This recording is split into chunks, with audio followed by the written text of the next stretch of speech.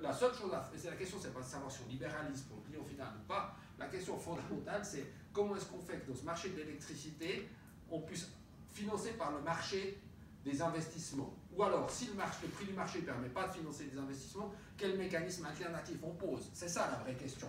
Tout le reste, je m'excuse, mais ça n'a aucune importance. La libéralisation des compteurs ou des choses comme ça, mais c'est des peanuts, c'est du détail. La question c'est, par le passé on a amorti les centrales nucléaires, amorti les barrages, etc. avec l'argent du monopole. En gros on avait des installations très bon marché qui produisaient à 4 centimes, d'autres qui produisaient à 18 centimes, puis on faisait un prix moyen, puis on amortissait comme ça. Ok, c'est un marché. Maintenant, ça fait 10 ans que le marché de libéralisé va en Europe, on vit de la substance, on a très peu investi, à part les 5 TWh de nouveaux renouvelables avec la RPC, avec ce mécanisme, sinon on n'a pas investi, en gros. Et la question, c'est comment est-ce qu'on fait que vous tous, vous puissiez décider, ok, j'investis dans cette installation et j'ai un moyen d'investir son prix de revient réel qui est de 12, de 10 ou de 15 kWh suivant quel type de production. Et à ça, j'ai jamais entendu le moindre esquisse du début d'une réponse de l'Office fédéral d'énergie ni de Mme Leuthard, malheureusement. Bon, moi, j'ai une conception de ce qu'on devrait faire. Je pense qu'il faut un financement solidaire. Je pense que le marché de l'électricité est dysfonctionnel intrinsèquement. On n'a pas répondu par cette esquive à la question de savoir si on devait libéraliser complètement le marché.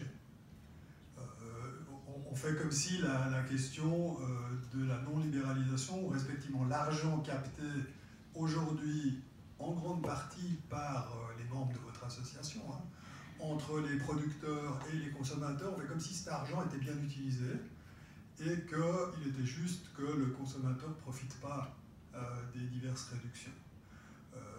On l'a vu tout à l'heure, je crois que ça a été dit, la principale problématique aujourd'hui, c'est que ce marché suisse, en fait, avec ses 630 distributeurs, c'est pas un marché qui favorise l'investissement dans l'outil de production. C'est pas un marché non plus qui favorise l'innovation et le service de qualité au consommateur final. C'est un marché hérité du passé où vous avez des gens qui ont un pool, un troupeau, vous les appelez comme vous voulez, de consommateurs attitrés. C'est un peu comme si on revenait en matière de distribution du pétrole à une situation où on disait aux gens, pour la pompe de votre voiture, pour remplir maintenant votre voiture, vous devrez passer dans votre canton, hein, dans l'entreprise cantonale, et c'est seulement là que vous pourrez faire le plein, parce que eux, ils ont une bonne essence avec un bon mélange de bio, diesel, etc.